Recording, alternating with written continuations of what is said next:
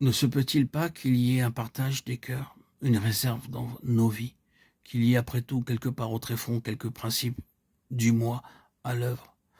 Cela ne se peut-il pas? Je juge pas, mais je connais la tromperie de notre cœur. Il est vraiment trompeur par-dessus tout. Jérémie 17, 9. Très souvent, quand nous pensons que ce que nous faisons est pour le Seigneur, nous-mêmes, nous y trouvons beaucoup de plaisir. Et si dans le service du Seigneur, l'élément du plaisir personnel n'est pas accordé ou est voilé, nous passons par des moments très désagréables. Après tout, c'était d'une façon ou d'une autre pour nous-mêmes. Oui, c'est comme cela. Nous ne voulons pas être trop introspectifs, mais vous voyez ce que je veux dire? Le Seigneur sonde le cœur, et lorsqu'il voit réellement que le cœur est tout entier tourné vers lui, qu'il n'y a aucun mélange, aucun autre Dieu, aucun autre intérêt, alors le Seigneur se livre à cette vie-là, à cette Jérusalem-là. Le Seigneur se livre là où c'est entièrement pour lui. C'est là l'adoration.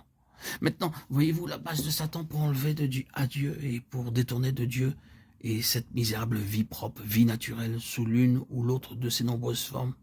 À l'opposé, la base de Dieu, là où il tient son camp, où il se livre, est celle où lui-même est seul. Dieu se livre à lui et à personne d'autre. Si le Seigneur est ici, si le Seigneur a sa place pleine et entière complètement, si tout est pour le Seigneur se livrera à ce terrain-là. Non pas au nôtre et certainement pas à celui de Satan, mais à lui-même. Si c'est pour lui, alors il se tiendra en sa faveur et nous sommes tous d'accord que cela est parfaitement sûr et quoi que ce soit d'autre ne serait aucunement sûr.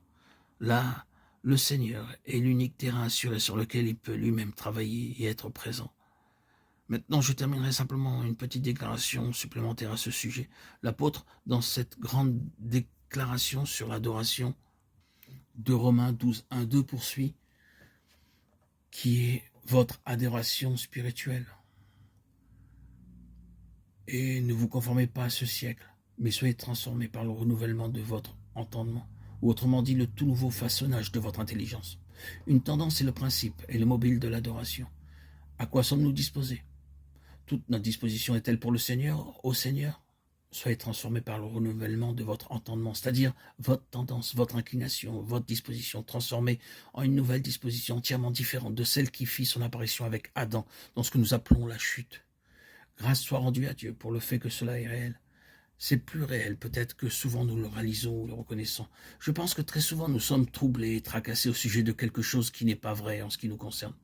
Nous pensons des contre-vérités au sujet de nous-mêmes. Bien entendu, nous connaissons notre inclination au péché, nous connaissons le mal qui se trouve dans notre chair, nous savons combien nous sommes méchants et indignes et tout le reste. Mais alors que nous permettons à cela d'aller trop loin, je vous demande ceci. Malgré toute notre indignité, toute notre culpabilité, tout ce qui est mal dans notre chair, n'avons-nous pas après tout un cœur pour le Seigneur? Ne ressentons-nous que nous nous trompons, que nous errons, oui, mais n'avons-nous pas un cœur pour le Seigneur? D'où cela est-il venu? Il y avait un temps où nous n'avions pas un cœur pour le Seigneur, où nous n'avions aucune disposition, aucune tendance dans cette direction-là. Nous n'avions aucune inclination vers le Seigneur. Mais quelque chose s'est produit en nous, de plus profond et de plus fort que toutes nos faiblesses, nos obstinations, nos fautes, nos folies et nos péchés. Il y a une réaction qui s'élève chaque fois que nous commettons une erreur et qui nous ramène au Seigneur avec chagrin, tristesse, désappointement, désir ardent. Et nous ne sommes pas de nouveau heureux jusqu'à ce que nous ayons trouvé le Seigneur.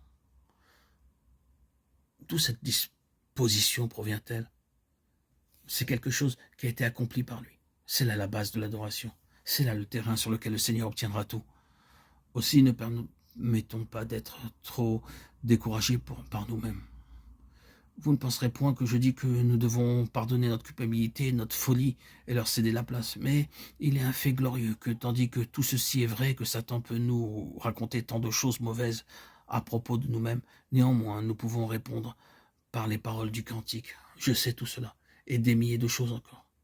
Mais cependant, Dieu n'en trouve aucune. Nous pourrons nous retourner contre toute accusation et dire, néanmoins Dieu a accompli quelque chose en moi, qui a disposé mon cœur en sa faveur. Malgré toutes mes faillites, mon cœur est tourné vers lui. Malgré toutes mes défaillances, je suis pour le Seigneur. Et ainsi, nous continuons.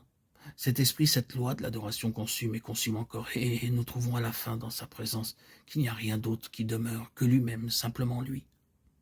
C'est là une simple parole, Mais cela, après tout, souligne tout ce qui se trouve ici concernant Jérusalem, tout ce que nous devrons dire ou pourrions dire quant au détail de cette question de la reconstruction de la muraille trouve ses racines dans le terrain de l'adoration. Cette Jérusalem doit être une louange sur terre, elle doit parler de la gloire de Dieu, elle doit être toute tournée vers le Seigneur. Tout en elle doit témoigner de sa gloire, de son honneur. C'est là la raison pour laquelle Jérusalem existe et pour laquelle nous, qui faisons partie de la Jérusalem spirituelle et céleste, nous existons. Ramener tout au Seigneur, procurer un grand plaisir à son cœur et constituer le témoignage qu'il est satisfait.